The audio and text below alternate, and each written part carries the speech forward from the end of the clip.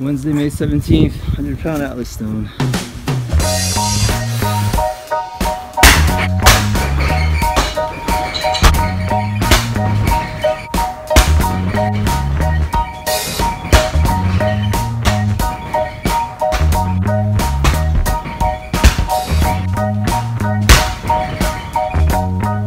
Hopefully, just hope that in 2 months we're at the strength level where we need to be.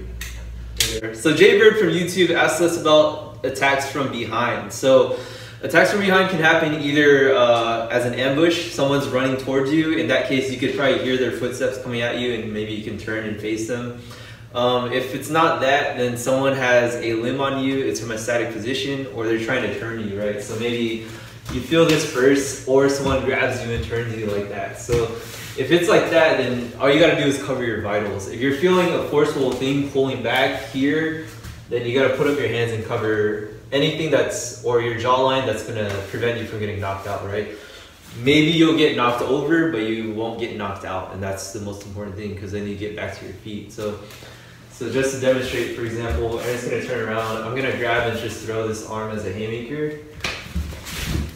And he's not trying to block the arm, remember, he's trying to just protect his head. So if I'm grabbing here and I'm going up, or I'm shoving here and he turns and going up, he's still just trying to protect his head. Yeah, so like that's kind of like the concept of that rotate, penetrate, follow through.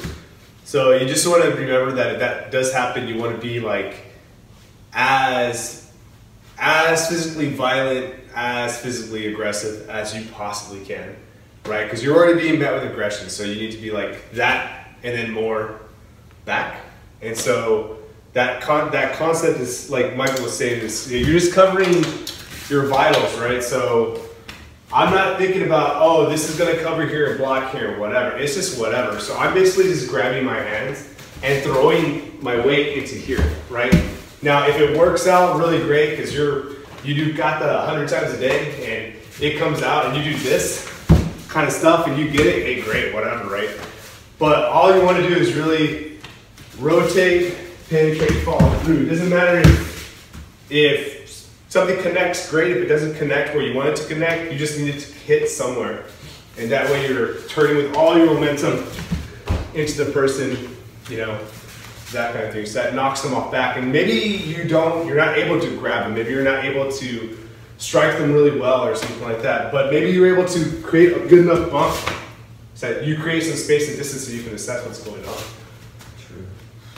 So now another scenario, if Aaron turns around and it's not a forceful pull, it's kind of like a stick up. If someone's here or maybe someone has a weapon, the same thing applies, right? He needs to rotate past where the danger is, penetrate beyond that fatal funnel or beyond the point of impact. So if my knife blade is here, I only have this much danger here, right? So he needs to rotate, penetrate past it, and the following through is anything you feel like will finish the situation, right? Or end the situation. So it can be a throw, it can be a strike, it can be whatever, being as vicious as possible. Yeah, and I would think like another thing to remember is gross motor movements, right? It was always impressed upon us was, you know, you don't want to really focus on, well, I'm going to move in and I'm gonna try to punch or elbow, right? It's a big giant swinging motion of like all your appendages like all at once, right? Like you're trying to clothesline this human being essentially, right? And that's the whole point of, you know, doing that hard body training, you know, if you can manage that from time to time. And also, like, the fact that you're penetrating past the point of danger, it means that you can go for things that are not the weapon, right? Mm-hmm. So everyone feels like when there's a weapon involved, you have to like focus all your energy on the weapon itself. But if Aaron, I'm just going to see if I could pull the trigger as you're rotating. So if Aaron rotates past where the trigger points, right, then he's actually safe. And what's going to happen is he's going to go right to me or right to the head. Cool. Well, I got you occupied talking, right? Right. let's start a real scenario. All right, man, give me some money. My front.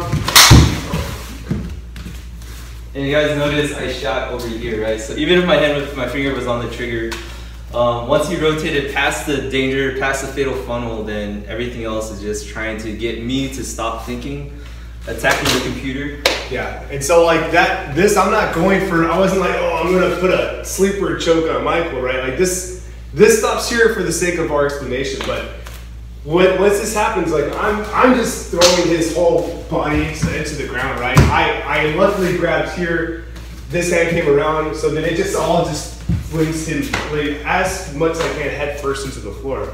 And with that same point, it wasn't that he turned and went around me. Yeah. And then you turned and went around and you didn't try to dive for the gun. Yeah, I didn't go for here. Because then I could just use then we're back at, yeah, so it's just the speed of the momentum of the turn, boom, right there. And then I'm just grabbing onto this for dear life. And now he could try, he can't really turn around and shoot me, right? He may be able to change hands, but this is happening, right? Because I've got control of his head and stuff like that. So that same thing applies if it's even his fist, right? If it's his fist or a knife or whatever, if you're rotating here, coming up, just slamming somebody to the ground, right? I'm not focused on, oh well, let me try to get his arm here, you know, doing stuff like that. Like, I mean, hey, if you're that good, great, but gross motor movements are easier to remember. They come out way better in high stress situations, right? And then remember also to disengage their thought process. So catch them by surprise or change the topic before you make your move, because you don't want to just attack right off the bat, because sometimes they'll be ready. Yeah. Waiting for that. Yeah, so speaking verbally, like trying to, like, that's why I was like, oh wait, well and then go, right? Like ask questions to get their mind off of what they're doing to you.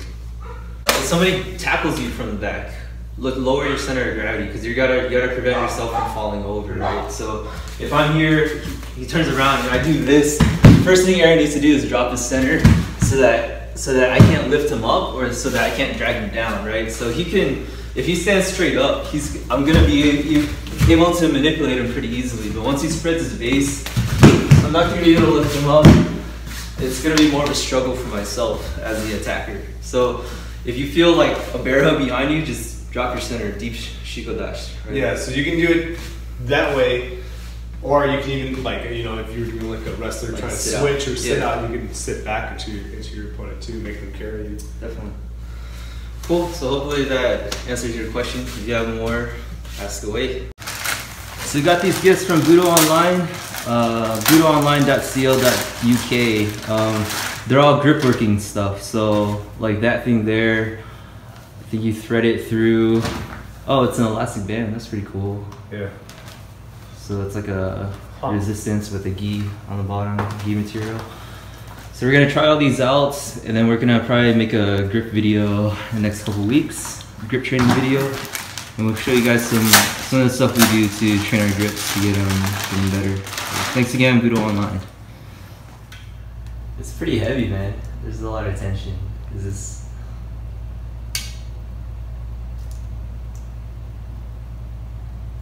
I will crush you.